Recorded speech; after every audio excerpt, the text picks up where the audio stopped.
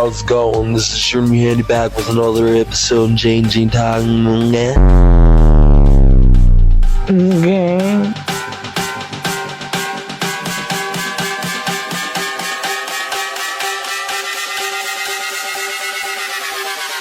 Yeah. This is part 3 featuring Crackalack, the one and only from Michigan. Guys, I just want to say Crackalack did not have to do this. He did not have to go all the way from Michigan to Kitchener just to come on the J&J Talks podcast. The fact that he did shows that he's a true one. He's out there for the game. He's out there for the hustle. He's out there for the fame, and he's out there to make shit happen. I just want to say big thank you to Crackalack for coming on the J&J Talks podcast. Everyone, please go follow him. Go show that support because this guy's a true one and he deserves nothing but fame. Without any further ado, guys, this is part 3 featuring Crackalack. I hope you guys love that episode.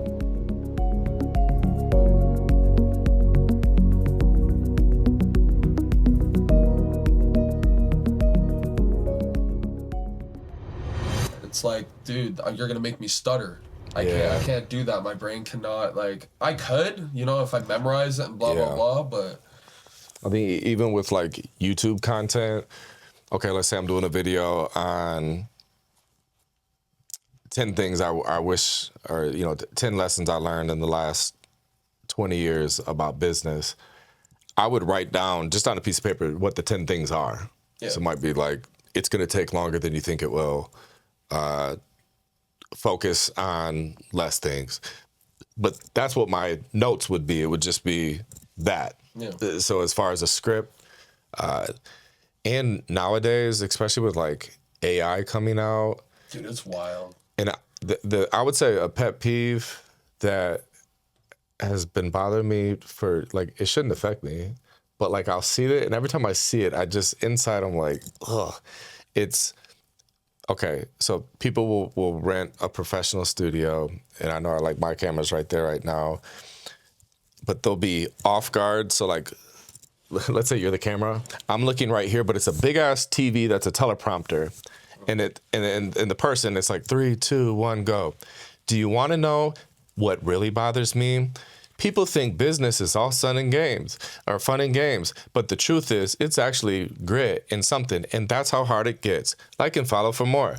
Like, you can just watch the video and see they're reading a teleprompter that ChatGPT, write me 30 scripts for short form videos to help people grow their business. Yeah, I used to use ChatGPT, and I used to use it. Help me make a script. Before I started, like, no, I'm not doing this anymore. Like, I can't do the script thing. We started off our very first video. It was I can't even remember. It was something ridiculous. Can't even remember. But yeah, we're sitting there both. He would do the line, I would do the line. He would do the line, and I'm like, dude, this is not happening. We're not. Did you hate it? Oh, I hated it. Yeah, I'd rather it's so stupid. Completely off script. Because me, I just go with the flow. And people started liking us. So whatever more. comes out of my mouth, just be prepared for it, basically. Yeah. Because I'm nonchalant. But also, you're a human.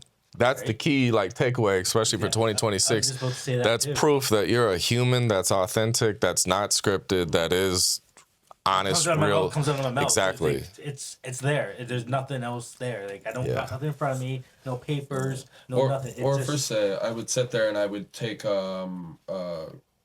I would use ChatGPT and get my answers to it.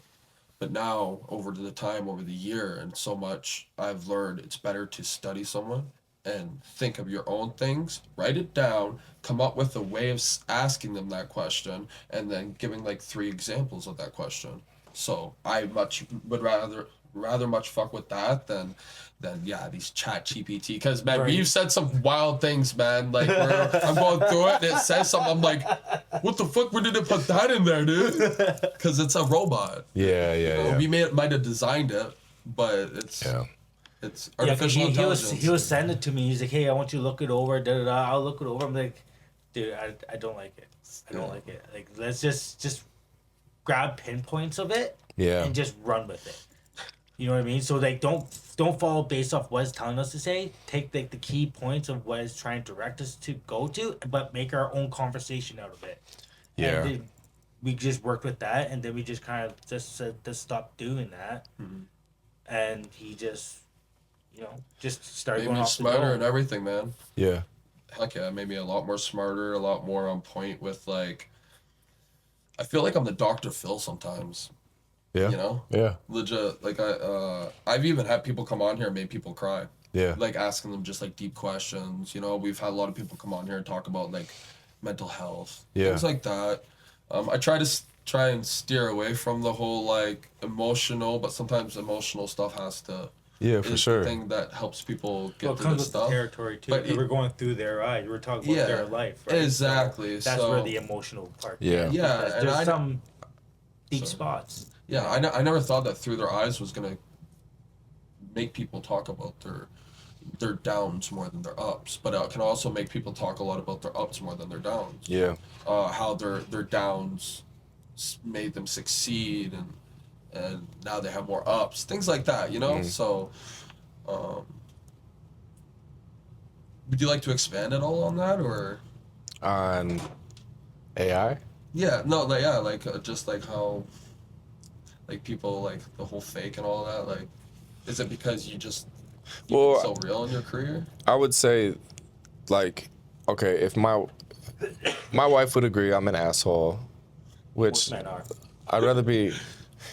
I seen something the other day and it was like, men are either an asshole or a bitch. Like that's what it said, right? And so we did a fun exercise. We're at dinner and I'm going through my phone, right? And I was like, bitch, bitch, bitch, bitch. Then it was like this guy, I'm like, no, asshole for sure, right?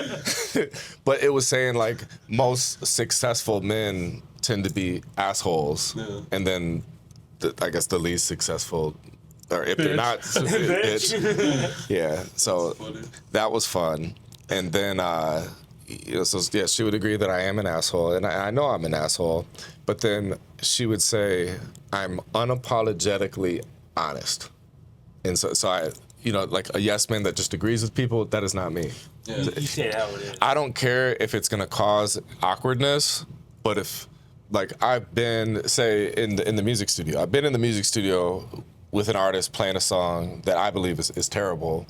And they're just hype, like just what? They have their friends with them. Everyone's turned up and shit. And I'm just sitting there silent. Majority of Toronto Raptors. And then so they get done and they're hype, jumping, bro, what? Then they look over at me and they're like, what do you think? And so I just gauge if they can handle the truth. So I may look and be like, you're not trying to start anything. I'm not trying to start anything. It was like, so I always flip it back to them. So I try to like skip, but I'm like, what do you think? So I bounce the question back off. So they're like, yo, what do you think, Craig? I'm like, what do you think? You like it? Hell yeah. And usually that'll work. They'll be like, hell yeah, man, I love it. Yeah, this shit came out great. Yeah, blah, blah, blah. And then they move on. They don't realize that I just deflected the question. Them. Yeah, we'll reverse them. But sometimes I know a specific time that I'm thinking of. It was the whole room, whatever. Everyone's in. Like from a professional standpoint, like the beat was like a 20-year-old. I don't know if you remember, like Lil Jon, Snap Your Fingers type era. Young Jock, it's going down. Like synth beats with snaps and simple 808s and shit. Like it was that, but like it's just out of date. Like. So that was the type of beat. The quality was really bad. I couldn't understand a word the dude was saying. His like pitch was off key. Like I couldn't think of one nice thing to say. So anyway, the whole room was that. What do you think, Crack? I did the Uno reverse thing. I'm like, what do you think? You like it? Hell yeah, bro. We like it. We want to know what you think, though. I said, you don't want to know what I think. What do you mean? I was like, I can't think of one nice thing to say about it. Said, what? Like what? And I was like, I said what I just said. The beat sounds 20 years outdated. The mix on it was bad. It sounds like you recorded this just like on your phone or something, or in someone's garage.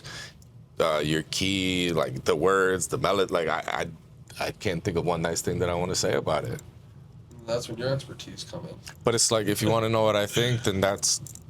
You're gonna get the honest truth. Yeah, so I'm very honest.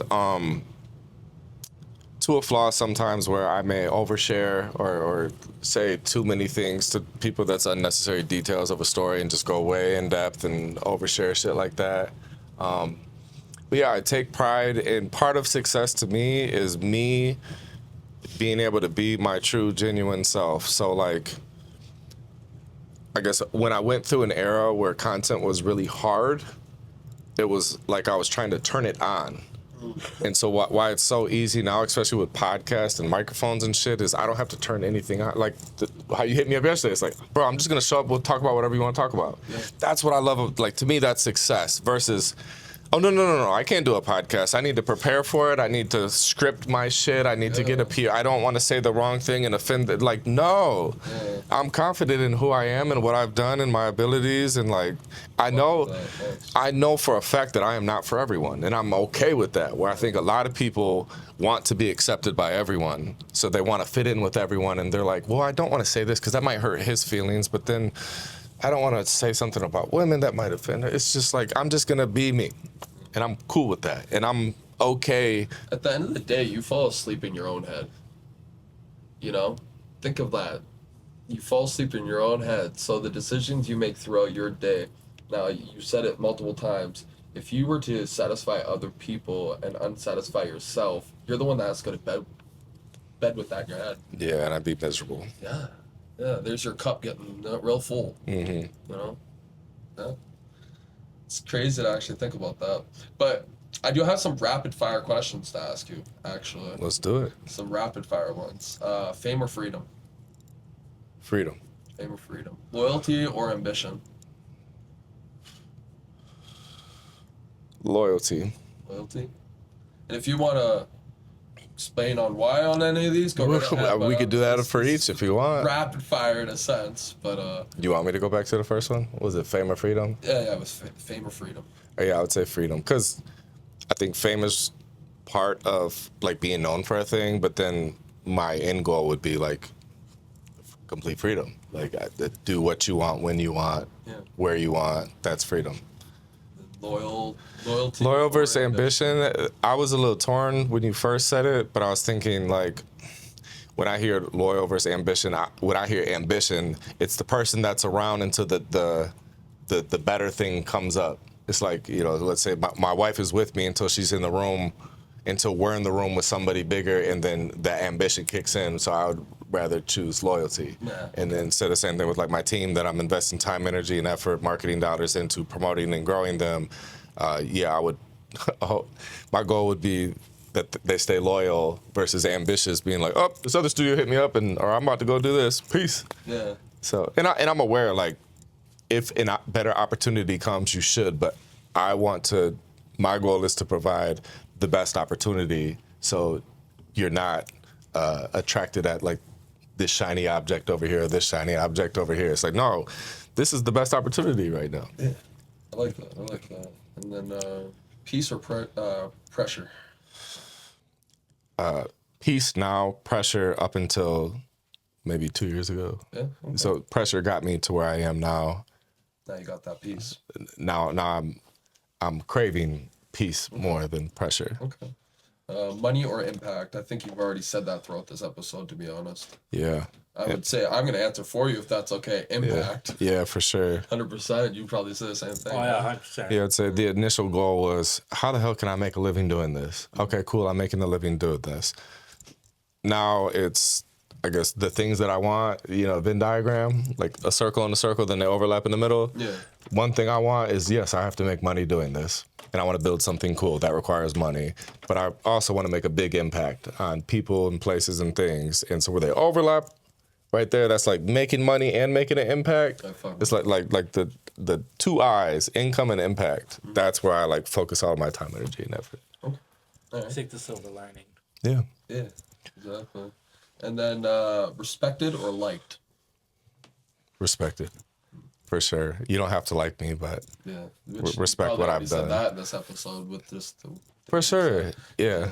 I would say that comes with just accepting that I'm not for everyone and that not everyone may agree with my takes on things, or like I said, gay on the internet yesterday, and that might hurt somebody's feelings. But at the same time, it's like, oh, well, but I hope that if somebody asked about, is he good at what he does? It's like, yeah, I respect. Like, he's good at what he does. Yeah.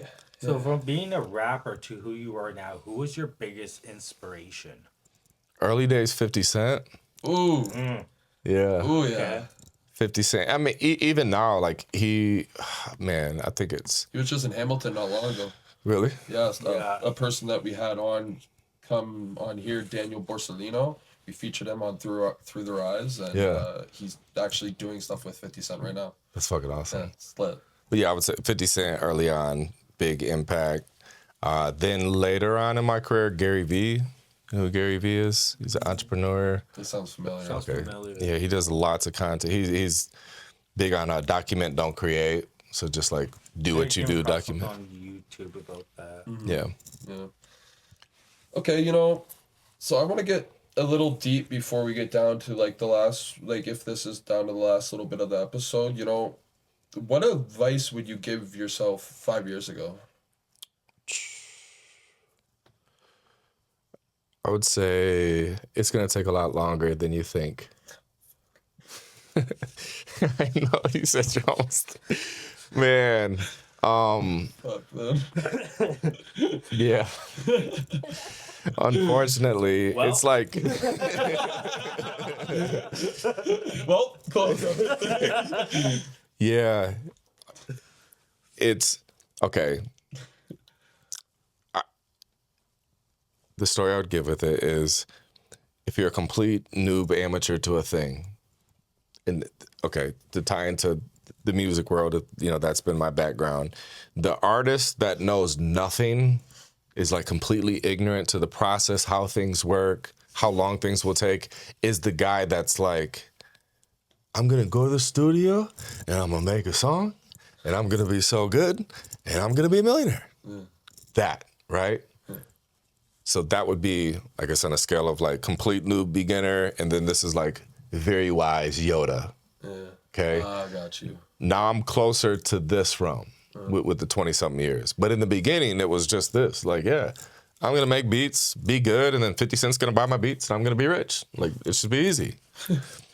So the same, same thing with opening a studio, the same thing with starting a business, starting a podcast. Complete amateur noob would be like, oh yeah, bro, I'm gonna start this fucking podcast, and then like I'm gonna be like Joe Rogan, and then we're gonna be rich, and then like I'll just talk to fucking people. This is gonna be great. Complete noob. As you level up, you start like your awareness gets better to, okay, so now I'm a year in, and in year one, that was a lot and I grew with this. So year two, and you will keep growing, you're gonna grow more so year one is the hardest year. Year two, it gets a little bit better, but it's this, like it's where it goes like this, and then it goes like this. So it's not this. I would say that's the amateur mindset that I had was, okay, I remember one of my it was like my first year of making like $20,000 from music beat type of stuff. I might have been 23, but I thought like, okay, if I made $20,000, well, what if I just double and next year I make 40, and then if I double in the next year I make 80, and then if I double in the next year I make 160. Like, it was kind of like just thinking that life was like this, and it's not. It's very much like this, and then it starts in. It's like nothing happens and then everything happens at once. Yeah.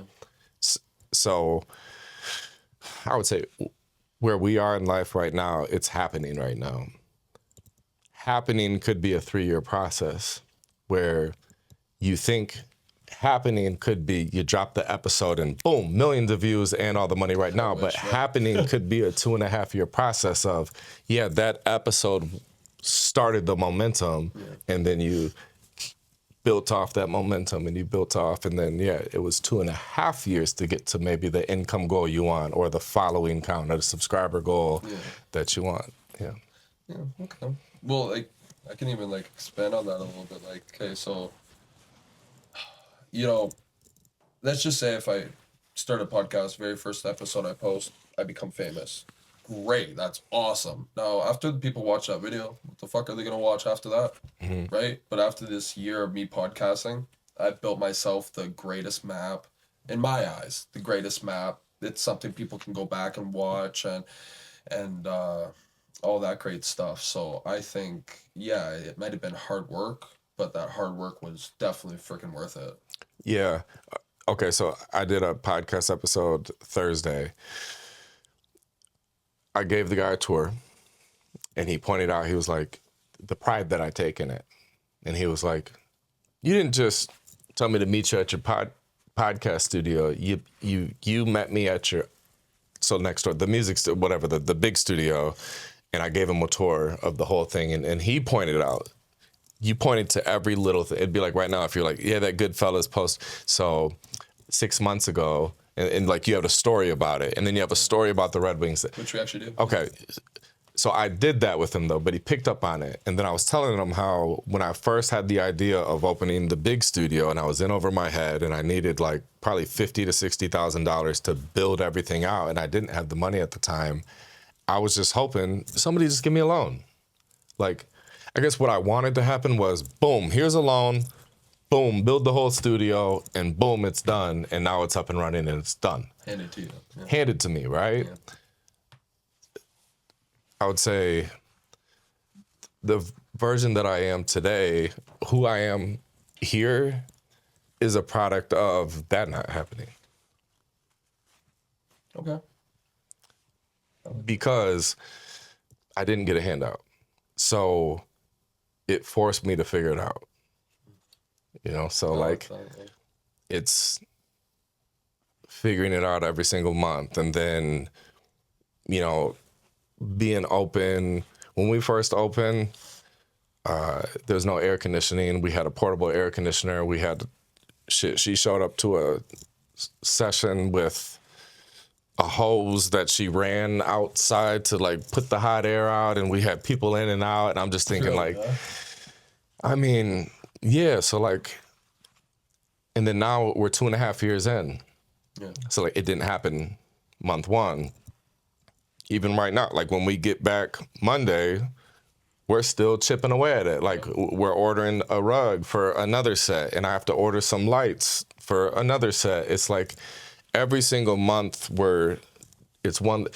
So it goes back to the beginning where I was talking about what made me fall in love with the music shit and entrepreneurship was the fact that I had that, like how you referred to it, as a job. And every few weeks you get this random raise. And sometimes the raise is $1.50 and sometimes the raise is 6 cents. But like, oh, here's a win. I'm seeing progress. It's that drive. And it just keeps you going. And like, yeah, eventually you look up and, you know, for me, it's been 20 years of that. And so with the studio, now we have 5 more years at the current spot that we're at. And so, yeah, it's knowing that, 5 years, like look at how much progress has been made in the last 2.5 years. Every single week, like we keep growing it, we keep building it. Part of me, and I said this one time where I was like, man, I wish I could just snap my fingers and it's 5 years from now, we already have millions of dollars in the bank and the studio's built. But then I was like, wait a second, then that means my daughter's gonna be 18. Mm-hmm. And if I could choose between the two, and if I could snap my fingers and be there and the studio's built, millions of dollars in the bank, it's done, I would give up the money to be able to go back to her being 13 and being back in like, I guess the struggle, figuring it out, month to month, building the studio phase. Yeah.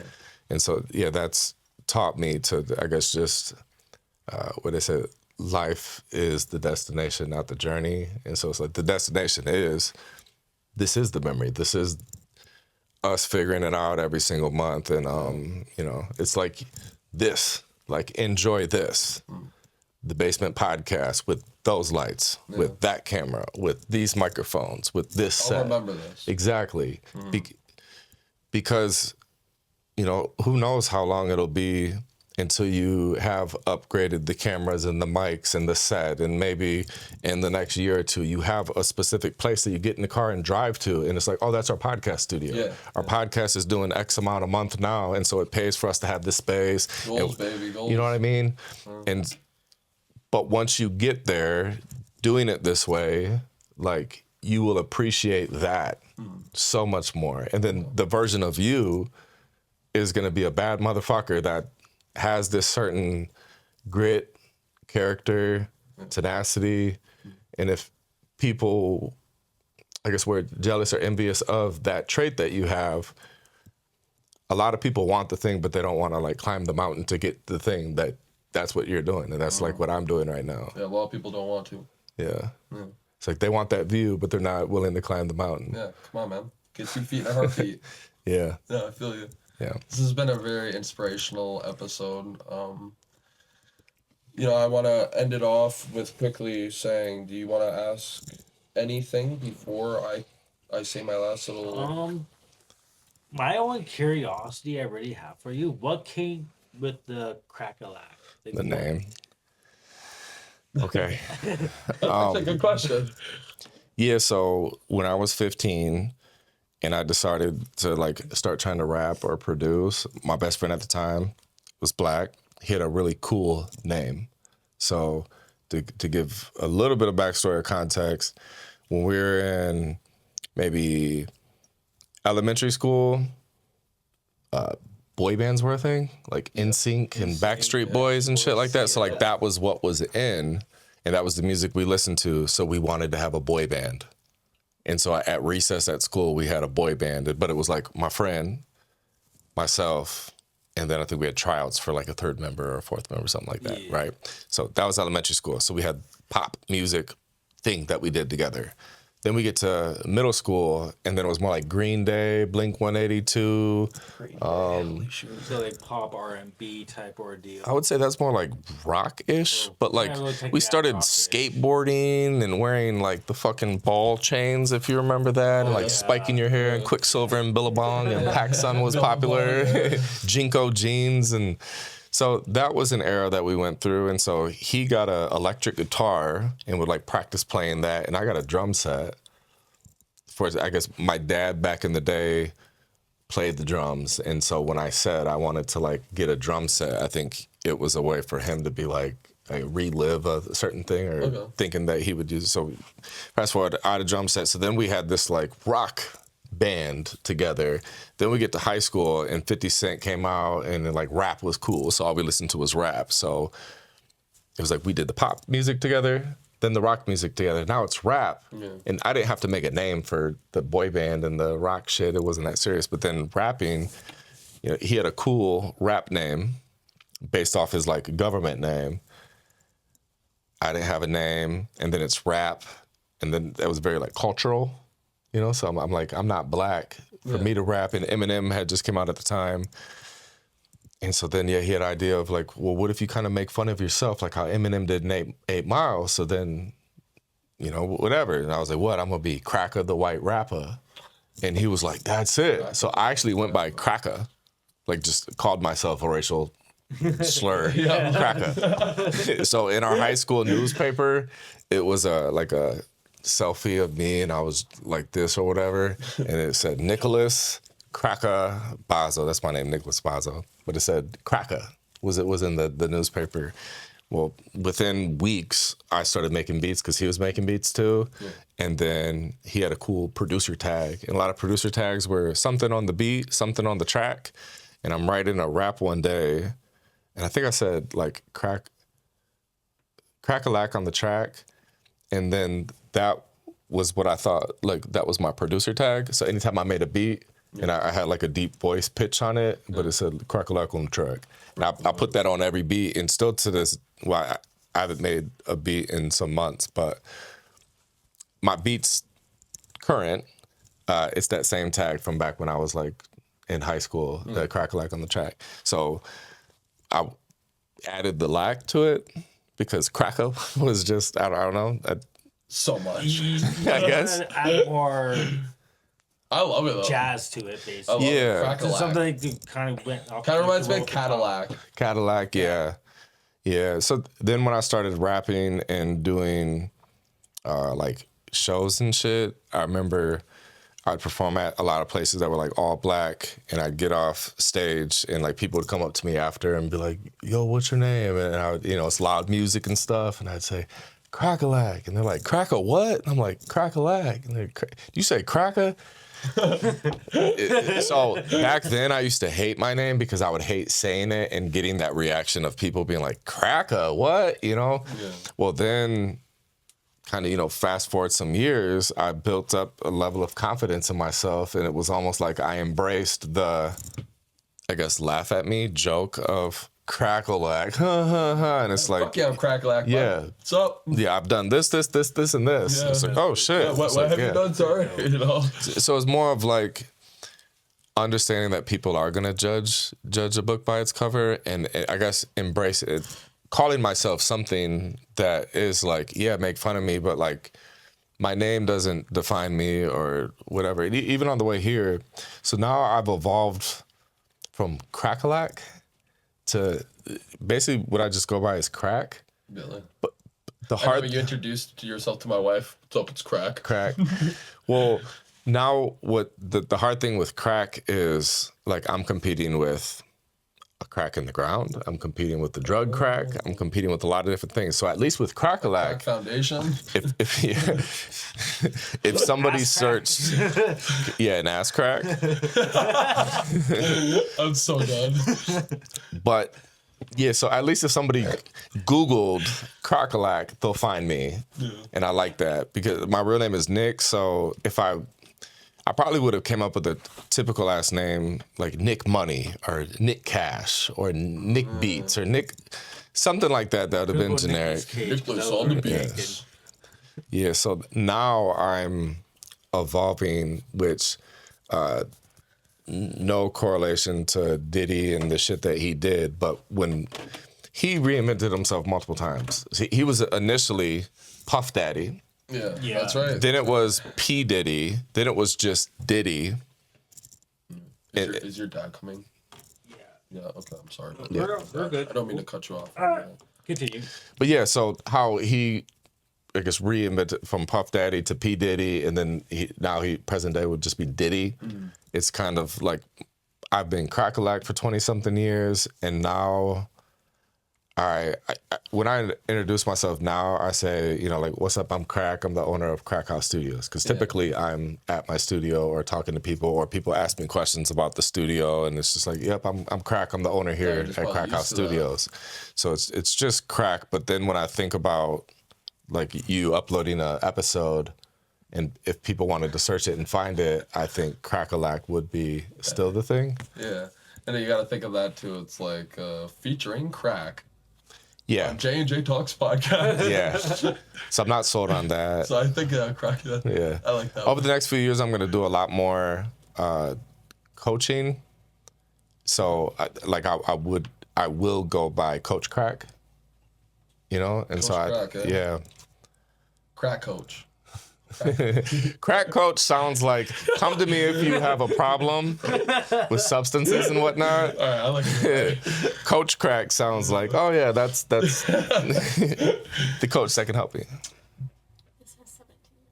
That's actually perfect, because I was just about to say, before we do end this episode, is there any advice that you would like to give the people that are watching, you know, some inspirational advice before we close this episode off? Shit, I would be unapologetically you at the highest volume. Great way of saying it. Yeah, and embrace who you are and what you do. Be authentic. Start a podcast. Yeah. I think it's the easiest way to create content. Yeah. Like, what else are you doing? Probably sitting there watching our videos, right? So, like, go start a podcast. Yeah. But yeah, put yourself out there. Yeah. Definitely. Have courage. That's what all this shit starts with. You know, okay. I was talking to somebody the other day about courage, and I said, I think it was my wife, but I'm like, if I wanted to, I said, I know I post just about every day, so if I wanted to, I've been doing it for a long time. I could find 100 things wrong with whatever the fuck I posted today or yesterday. I could look at it and be like, I look stupid when I say this, or I sounded dumb, or what am I doing with my eyes, or what? People are gonna judge you. Just put your shit out there. Yeah. And well, like, they do, but at the same time, like, who gives a fuck? It's the not giving a fuck, but it takes I've had so many people like, you buck-tooth loser, And they will say you that. probably fit a stick through those teeth. People have said lots of things to me, you know. Do I care? No. Yeah. Do I give a shit? At first, maybe. Like, do I care now? You know, you grow out of it. What'd you say? It's the London look. It's the London look. The teeth. The London look? London look. Oh, okay. I didn't know that was a Usually people London. from London have space teeth. Really? Yeah, you didn't know that? Go home or like, go on your phone and type in the London look. You'll see a picture of me. But Crackalack, thank you so much for coming on J&J Talks podcast. I hope this inspires the people that are watching to maybe take that extra leap of faith to follow your dreams and don't be a quitter. Yeah, don't be a quitter. Don't be someone that you're not. Just keep being you. Hard work pays off every single time. People just quit too soon. Yeah, exactly. Yeah. We'll keep it up. We'll keep going. We'll keep grinding. Like we said, mid-episode, guys, if you want to see us potentially in Michigan. Yeah. At the Crack House. At the Crack House. Comment down below. Crack House. Exactly. We want, 500 comments? 500 comments. That's a lot, yeah. That's not a lot. Really? I think we can make that happen, 100%. Yeah, 500 comments, guys. How about this, too? 5 comments. Now it's going to happen. Yeah, 5 comments. 5 comments are coming to the Crack House. Yeah, all right, let's do it. Thank you all so much for watching J&J Talks podcast. I'm Junior Handy. I'm Jose Avila. And this is... Crackalack. And peace out, guys. Bye-bye, Daddy. We do it every episode. Okay. It's our trademark at the No. I love it. Okay. Do you remember the one time we were in Flint at the one guy's podcast, Roos Radio? Oh, yeah. So, okay, I didn't know that you guys did that. That was cool. Yeah. Okay. I didn't know that this guy did this. We get done. He was like, all right, thank you guys for tuning in, something. And until next time on Roos, he carries it out for like 15 seconds. Roos Radio. But when he did it, me and her looked at each other like, oh, shit. So unexpected. Yeah, and it was loud. Everyone was like, bye-bye, Daddy.